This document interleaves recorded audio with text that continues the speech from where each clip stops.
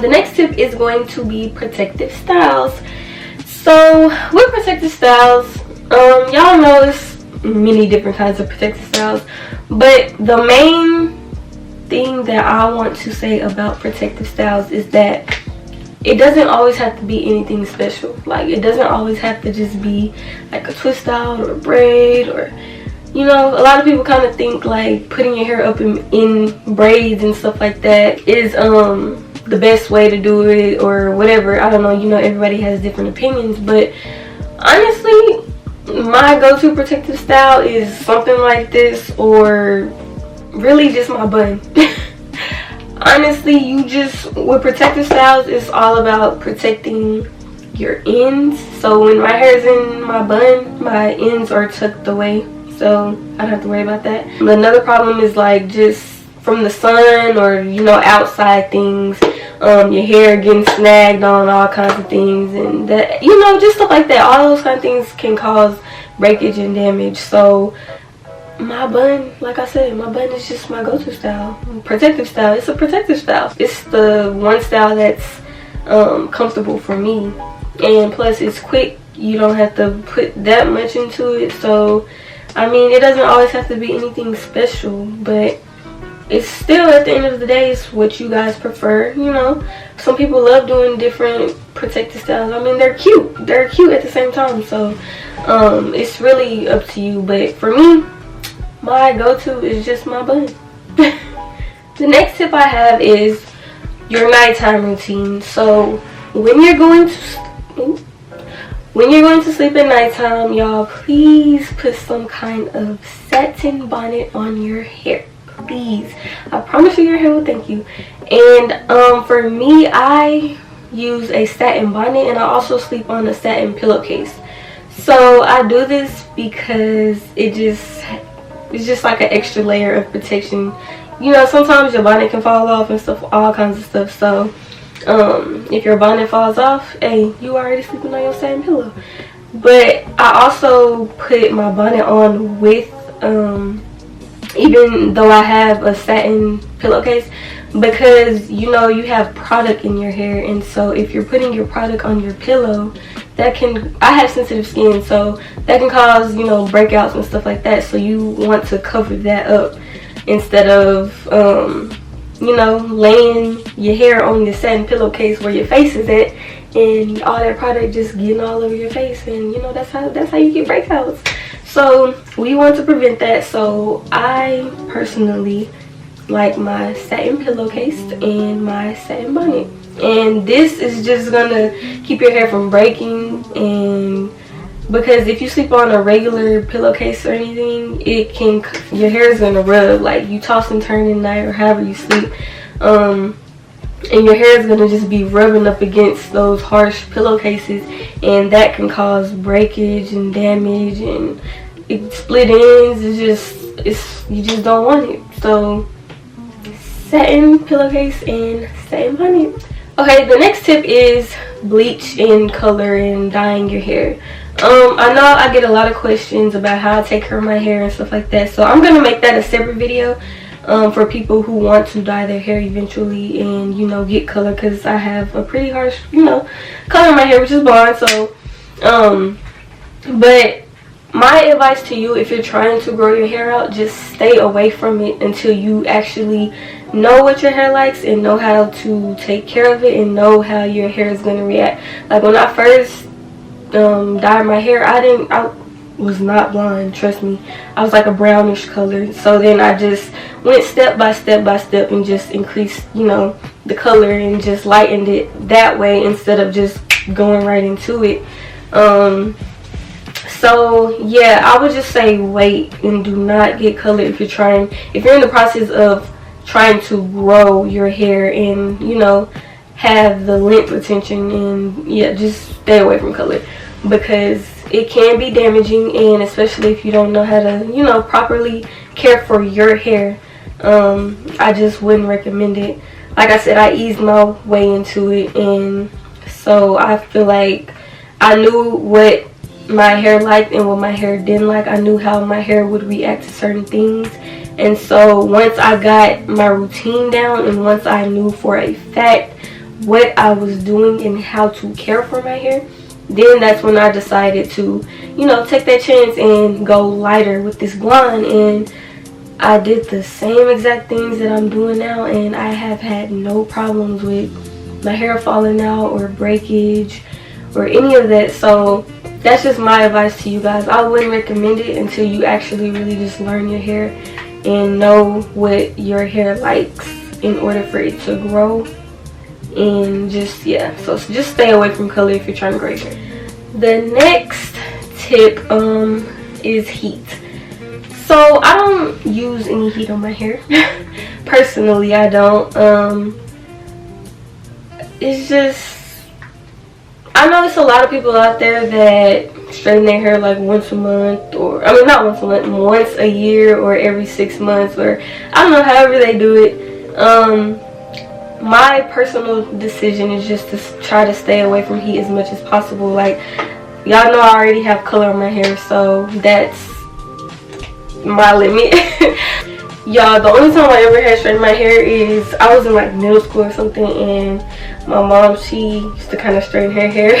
So, you know, I was being there trying to watch her, and I would kind of like stick and straighten like one little strand or something. I don't even know, like, you know, we all go through that phase, but for the most part, no, I really, y'all, like, I really love my curls, and I just decided that I just was gonna stay away from heat. So yeah, the only time that heat is on my hair is when I have to sit under the dryer or the steamer or whatever for my deep conditions. But hey, that's helping your hair, so you got conditioner in it and it's penetrating, so that's good for your hair. Another thing with heat, I recently just started diffusing my hair, but I don't use heat. I put my dryer on the cool setting instead of just using straight heat. So that's another way that you can kind of stay away from heat during your, you know, growth journey. Just put your heater on the cool setting and you ain't gotta worry about it, sis. You ain't gotta worry about it. So that's just another tip. My advice is just to limit heat as much as you can. It's gonna be better for your hair. Your hair is going to thank you, I'm telling you. Yeah, just limit it. Don't use it. And yeah, the next advice I have is vitamins. Before I started my growth journey, I wasn't really taking just a lot of vitamins or anything, but I did for me and my body, y'all. I did notice like a major change once I started consistently, you know, taking my vitamins, just being more consistent with that. I did notice a change in my hair and my hair growth. The vitamins that I take the little gummies. I take the regular women's multivitamins. I take 2 of those. I take some elderberry vitamins. I take 1 of those, and those are gummies as well. And then I also take my B12 vitamins, and those are gummies as well, and I take 2 of those. So total, so that's 2, so 5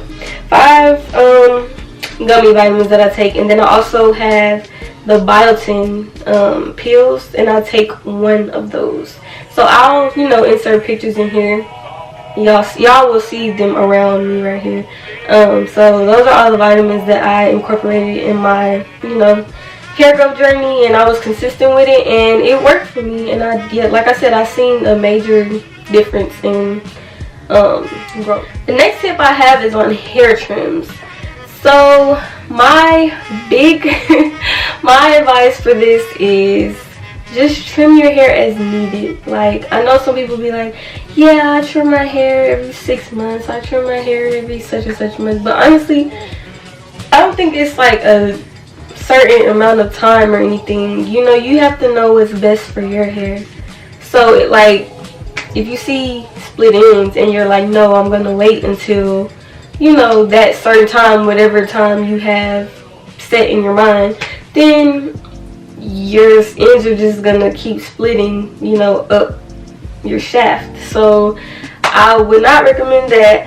So like I said, trim your hair as needed.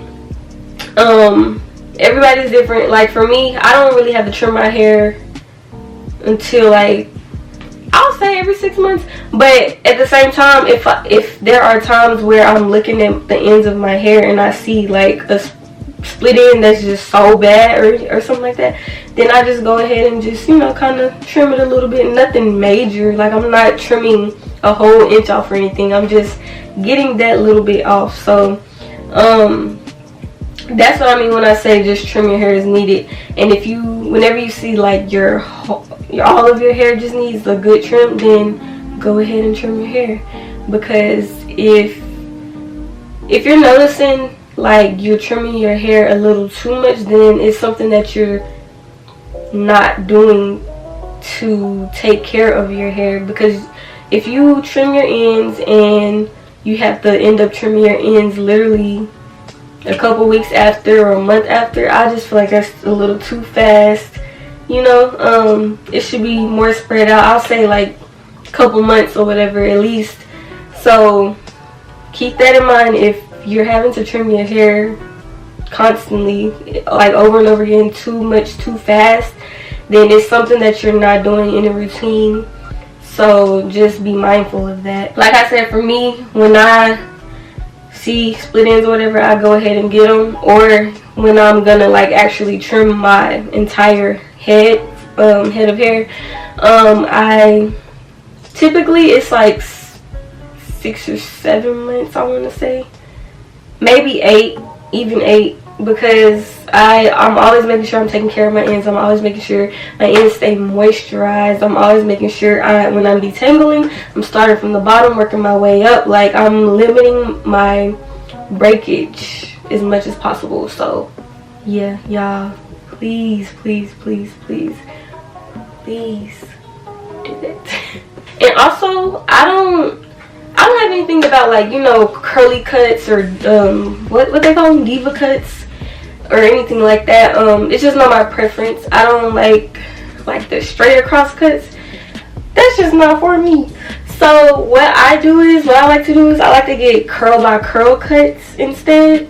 And I feel like that's better for my hair. Like I said, better for my hair, guys.